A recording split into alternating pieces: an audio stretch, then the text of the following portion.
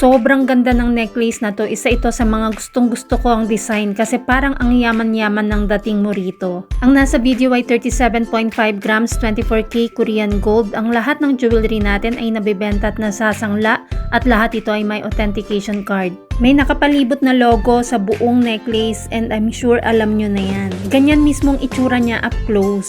Ang minimum grams para dito ay 37.5 grams at ito ay for men and women. Pati lock niya ay sobrang ganda at yan mismo. Ito ay 24K Korean gold at may konting 18K gold lock. Kahit ang lock niya, napakaganda ng design. Itong pinipress down natin sa video, yan lang mismo ang 18K sa lock niya.